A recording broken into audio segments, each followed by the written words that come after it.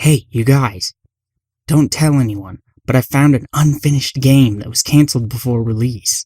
I came across this prototype JRPG for the PS2 in some guy's game collection, and I decided to share it with everyone. The game is known as NeWorld, and it's janky as heck from like the 2 minutes that I played.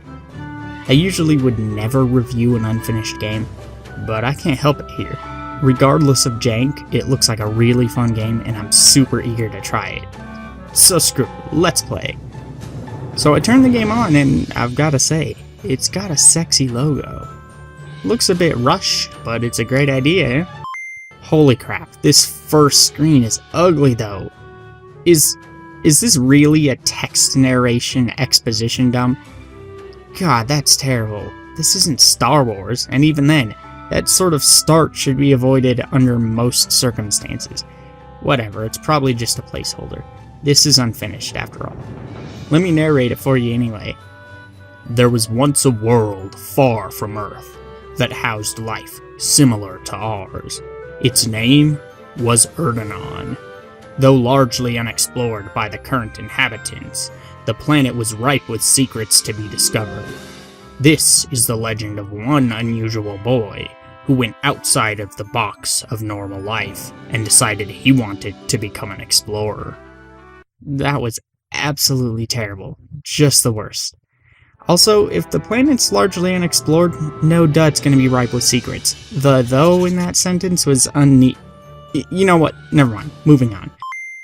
Ooh, this is a bit better. Still exposition, but I like that it's presented in a journal-esque format.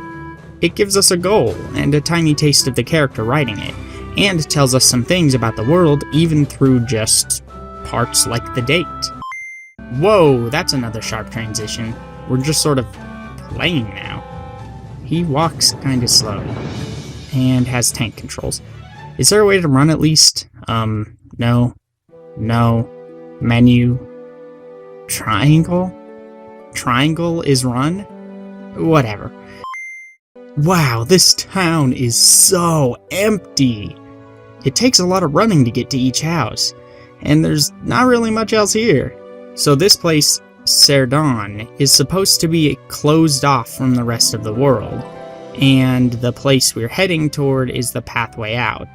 But nobody is allowed through from either direction, right?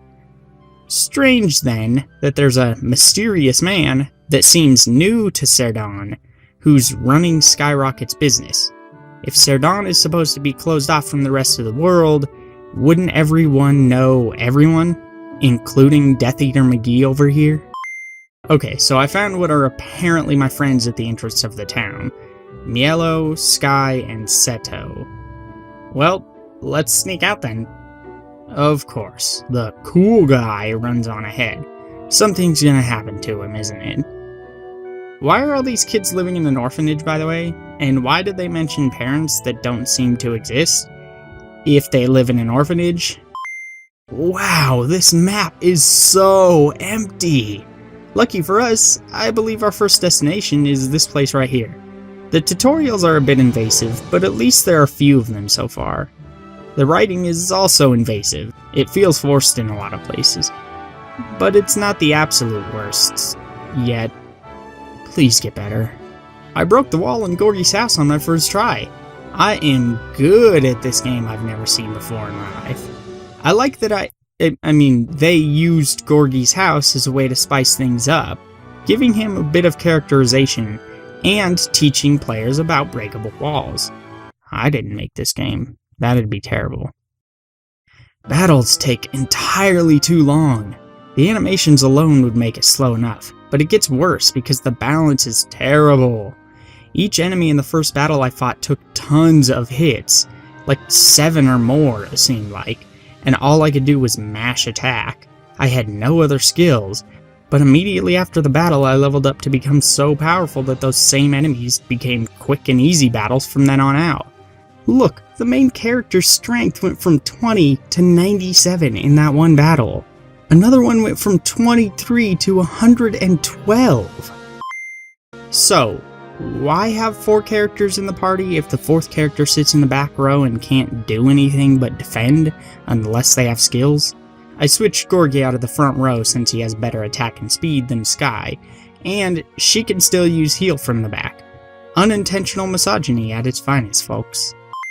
First dungeon, and it's a bunch of gray hallways. Great. So we waited for Seto, we rested, and he still didn't show up. He's at the end of the dungeon, and he's the catalyst for our real adventure, isn't he? Man, the frame rate can be horrendous, and the dungeons are so empty! This game's battles and stats are paced and balanced so poorly. It'd take like 45 minutes for the enemies in the first dungeon to kill me.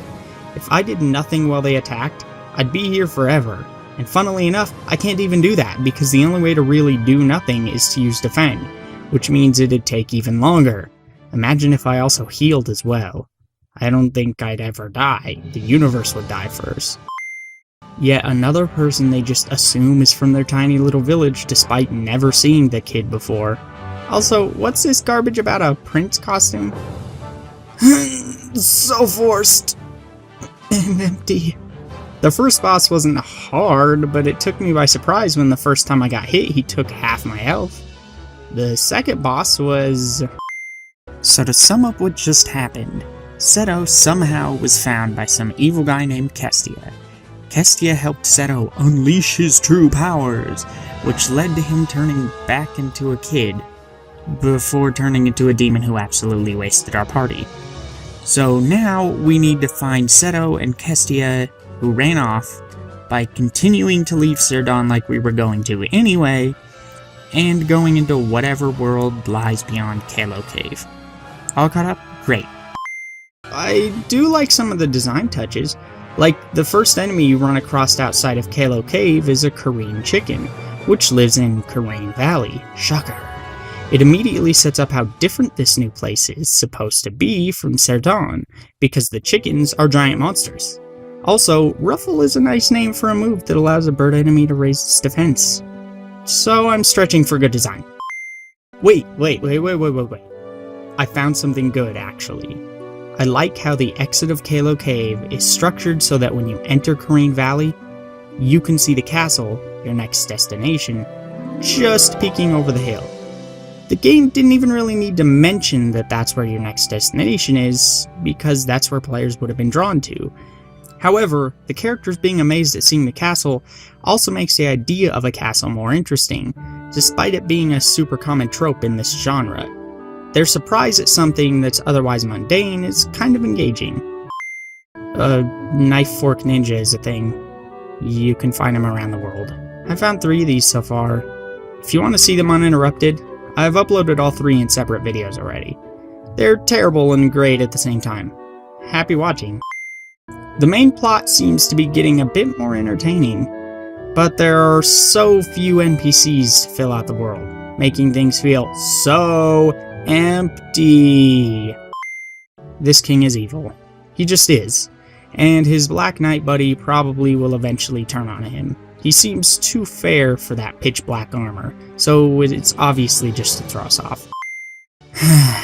Of course, the obligatory fetch quest for the leader of a kingdom that can't get anything done for himself. Alright, we'll go take care of your goblin problem, sir. Don't forget to betray us when we get back, though. And old guy who has all the answers, but we won't listen to him at this time, yet he'll turn out to be extremely important. And probably die. Goddamn vice hunters! Die already! Another empty dungeon with, holy crap, the most horrible frame rate ever. I'm gonna guess that there's a lot more of the dungeon that's being forced to load than the tiny hallways we're seeing, which is causing the poor little PS2 to buckle. By the way, this game is kind of ugly. Nothing matches, animations are super stiff, and the assets are generic. Unfinished project indeed. The art is good though, as is the music, but it's probably stolen from something like RPG Maker. Jeez, it's been like an hour, but I'm finally at the end of this dungeon. And that's after accidentally finding a shortcut on the first floor. Ooh, that boss transition was actually kind of okay. Except for the stupid Mega Man X4 style warning beeps that happens before every boss. this boss isn't terrible either. It's not even close to being good, but it's not terrible. Side note, I get the impression that the Queen of the Goblins was once the Queen of Meherolith. She looks like she'd be the type to marry such a poopy butt king. She came here to hide from his crap, and the Dark Cave turned her into a Falmer or something. I don't think this is an orichalcum mine at all. The king has been wasting taxpayer money digging holes in search of his goblin queen. Makes sense. Grand orichalcum? Never mind that last bit. Regardless, I'll take this. It's not mine, but I'll take it, because video games. Thank all of the gods. Whoever made this added a teleporter mechanism. Hopefully, it'll take us all the way back to Meherolith. Damn it. Well, at least we're at the dungeon exit. And cue the king's betrayal. Of course. Yup. Uh-huh. Send your Black Knight after me already. So apparently, misspelled flying dolphins that shoot magic anchors at people are totally OP. Fine with me. And I'm teleported away by the old guy. Yep, evil spirit inside the king makes the king evil. Transfers father's unhealthy obsession into him and gives him powers. Ooh, but now the spirit is gone and the king is just an ass. The twist. The evil spirit is in Seto. Kestia is the ratty underling to a Voldemort-like evil spirit looking to return to power. And this spirit comes from beyond Kelo Cave or something. Blah, blah, blah, blah. By the way, I found some of the design documents using the debug feature, which talk about how the story was supposed to be told. Apparently, old guy Morden is originally from where our main characters are from. He left as a kid, was friends with the current king's father, who got addicted to Mako and started searching for the Promised Land. Then the kid killed the king and Morden took his family back beyond Kelo Cave. They then had a kid and mysteriously disappeared like Arnold's parents, leaving him with a bunch of other unexplained orphan kids. And an evil spirit who wants in his pants. 10 out of 10, would recommend. Also, there's this strange scene that seems to be the start of a sequel to Final Fantasy VII hidden in the debug. It's the worst thing here. By far.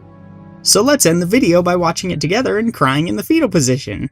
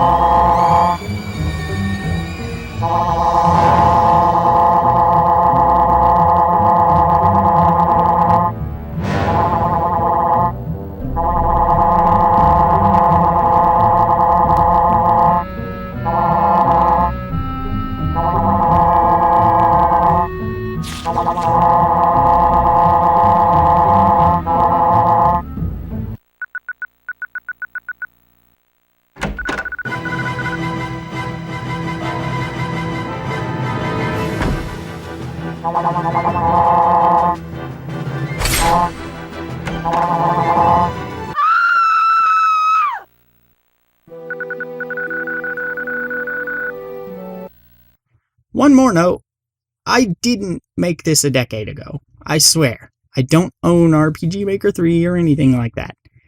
This is a from the ground up project made by somebody else. I found it at a garage sale. Seriously.